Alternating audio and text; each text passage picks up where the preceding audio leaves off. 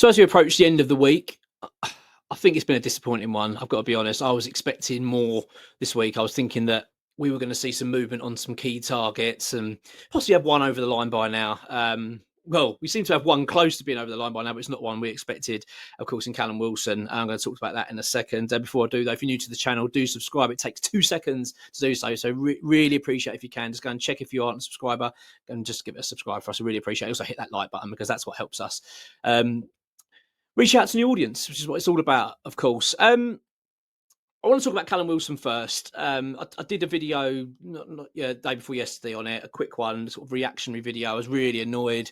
I calmed a little bit, but I've got to be honest, my feelings about it just have not changed. If anything, like I'm more saddened, really, and just disgusted, really, by the whole thing and what it represents about West Ham. I just really don't like it. I really don't. There's with these sort of things, I find when you get linked to players or West Ham are going to be a player, and you think, oh no, you might feel that straight away. And then after a little while, you start to think about it. And then you start to, I tend to convince myself a little bit that actually it might not be too bad. Oh yeah, I can see how this could work. Oh, you know what? And then eventually I sort of warm to the idea and feel like actually it might not be a terrible signing in the end. But this Callum Wilson one, there's nothing in it that makes me think it's a good move. Even despite what people are saying about the fees that are being talked about, the wages, saying, well, it's going to be a very low wage, all incentive based. But then I'm like, well, how does that work then? Because that indicates to me that you're going to have just an annoyed player. He's going to want to be playing, surely. And I don't want him playing. I don't want a 33-year-old. I hate to say the word has been, but he's past it. Do you know what I mean? It just doesn't.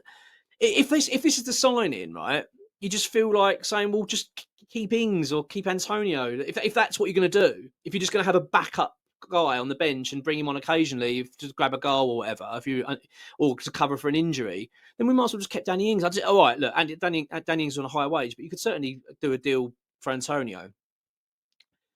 Do you know what I don't like about this? And I know people are going to listen to this and say, well, watch this, whatever, and say, well, this is obvious, maybe. But it's obvious, obviously, it's David Sullivan. I mean, there's no getting around this. There's no way you can even try to sort of say, well, maybe it was a joint. I will never, ever believe that Graham Potter and Carl McCauley went, yeah, do you know what? Callum Wilson would be a good move. That's not the case. There's no way that's happened. And I think that's the bit that's really, really getting under my skin. And I'm sure it will be the case for yourself and many West Ham fans, is that what this screams to me is that David Sullivan is just doing this because he wants to do a deal with the agent. That's how I see it. I feel like in Will Salthouse, I feel like it's too obvious for it not to be that case. And that really angers me. That really just screams too Bob, doesn't it, as a football club, and just terrible from an owner.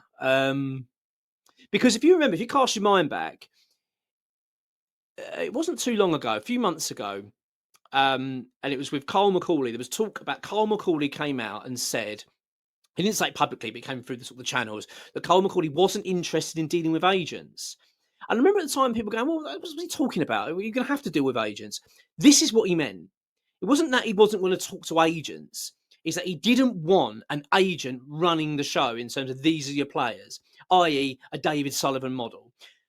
Listen, I understand why the football club and David Sullivan would want to use particular agents. I know people say, yeah, because he gets a brown envelope and all that. But I mean, even also to get deals done a bit easier. Don't forget, we got Aaron Wan-Bissaka via all sort of. So it's not as if every player he has is terrible. And he's also, he works for, his agency's big. It represents a lot of footballers. So I can understand it. If you're an owner, you say, well, look, I'll tell you what, Graham, look, here's a list of players that Will Salthouse represents. If you want any of these, I can go and get a deal done pretty easily. So I'm not knocking that. I'm not saying that's a terrible idea. I do kind of get it. But I think what's happened is, this is my theory of it, is that David Sullivan has presented these players to Potter and McCauley and said, look, here's the list, and they've gone, no, we're not interested. Thanks, David. Thanks very much. We're going to go and do our own deals. We're going to go and pick out our own players. We don't want that list. And this is the bit I don't like about it, because that's when I think then you get the spin. That's when I think you get the story of Graham Potter's not prioritising a striker. And even that in itself, that doesn't say that you're not wanting to get a striker. It's just mean you're not prioritising at the moment. You can buy a house, couldn't you, and say, right, I'm going to do the bedroom up, I'm going to do the kitchen and the lounge, but I'm going to do the kitchen first. You wouldn't then say, well, you're not doing your bedroom then. You say, well, no, I am eventually, but I'm just prioritising this first. I think that's what he was saying. Like, we're not prioritising a striker at the moment. And I just feel like he's latched on that and saw an opportunity. Well, I'm going to go and get a striker then, because he's saying he's not prioritising one. Because he even says in the statement, doesn't it, that you needed 2 strikers. I think we need 2 strikers. So that's indicating that we are still interested in a striker. I'm just going to get you another one. That's what I hate about this Wilson thing. It screams David Sullivan and a deal with an agent that he knows. That's what I hate about it. And because let's be honest, right? There's no benefit to this signing at all. None. I don't see who benefits. I don't even see Callum Wilson benefit really from it, because he's not wanted. Don't forget, I mean, all right, Callum Wilson, I don't know the guy, right? And he could be a really decent fella in real life. I know he did these podcasts with Antonio. I know they're friends. I've never watched them. I've seen clips of him. But he takes the piss out of West Ham. Do you know what I mean? He's been on when he played for Bournemouth and when he scored that handball and took the piss out of it. A magic touch and all that, ha ha ha, laughing about it. Then he was laughing at us about the Conference League. I just think, it's just not a good move. He's not going to be wanted by West Ham fans, this guy. He's not going to be wanted by Potter, so he's barely going to play anyway. There's no other benefit to this other than the agency. That's the only, and possibly the owner of West Ham, David Sullivan. Do you know what I mean? They're the benefit. These people benefit. It's a terrible move. I really hope it doesn't happen. But in a positive light, there has been reports that Saudi clubs interested in him. So fingers crossed. Fingers crossed. He just gets a better contract offer. We can't get anywhere near it, and he's just off. Because apparently they're talking about they want it to be a 2-year deal. I mean, just please stop.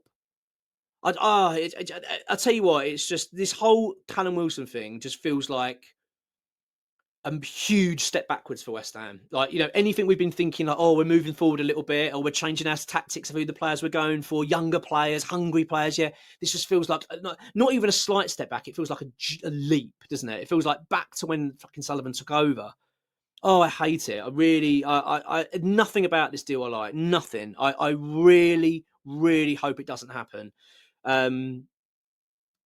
Yeah, I just don't. I don't like it. It just stinks of David Sullivan, and there's nothing about this that even you can even remotely suggest that it's a good move for West Ham. It's a good move for Potter, and I can't see it ending well. Do you know what I mean? What's the point in bringing a player in that the manager's got no interest in playing, and it's on an incentive-based contract? Because he's just going to be pissed off. The player surely saying, "Well, I'm not even getting a game here, so I'm not even getting an opportunity to earn some money." So I'm hoping that penny's dropping in his mind.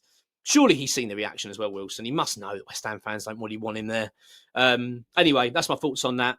By the way, ex-WHU employee, he's on holiday. He's having a few days away, so I haven't really got any exclusive or anything good, interesting, too much to talk about, other than what's actually going on and what I've seen so far in the news. And one thing we've actually seen is, I know people keep having a go at me for talking about him, but I'm going to talk about Harvey Elliot anyway. I've still got a feeling about that. I know people say I'm an idiot. There's a few people say you foolish, what are you talking about? But I've still got a feeling something could happen there. And he's come out himself. Harvey Elliott's come out himself and spoken and said while he's on tour of Liverpool that he basically wants to leave. Like, in a nutshell, I haven't got the quotes in front of me, but he basically says, I love the club. I can stay here for the rest of my career, but I've got to go and play football.